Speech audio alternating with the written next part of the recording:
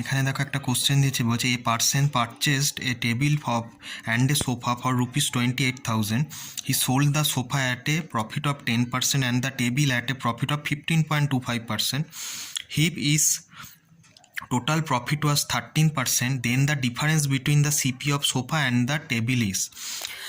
যেখানেই দেখবে এরকম তিনখানা পার্সেন্টেজ থাকবে। এখানে যেমন সোফার ক্ষেত্রে বলছে দেখো 10% প্রফিট হচ্ছে, টেবিলের ক্ষেত্রে হচ্ছে কত 15.25% প্রফিট হচ্ছে, আর ওভারঅল প্রফিট হচ্ছে দেখো 13%। কী করবে, সোফার ক্ষেত্রে এখানে 10%, টেবিলের ক্ষেত্রে 15.25%, ওভারঅলটা রাখবে মাঝখানে।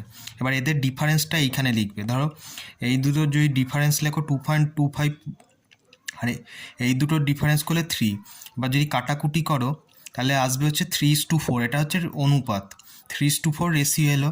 এবার দেখো কি বলছে, টোটাল দামটা কত, এ পারচেসে টেবিল অ্যান্ড সোফা, মানে টেবিল আর সোফার মিলিত দাম হচ্ছে 28,000 টাকা।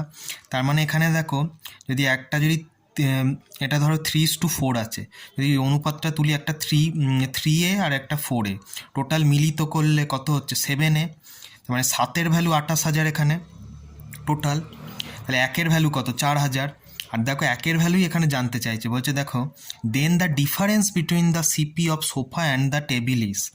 দেখো সোফা কত 3 আর টেবিল হচ্ছে 4, দেখো দুটোর যদি ডিফারেন্স করি দেখো একই আসছে, তাহলে 1-এর ভ্যালুই তো আমি অলরেডি বার করে বসে আছি 4,000। তার মানে আমার অপশান বি এটাই এর কারেক্ট অ্যান্সার হবে।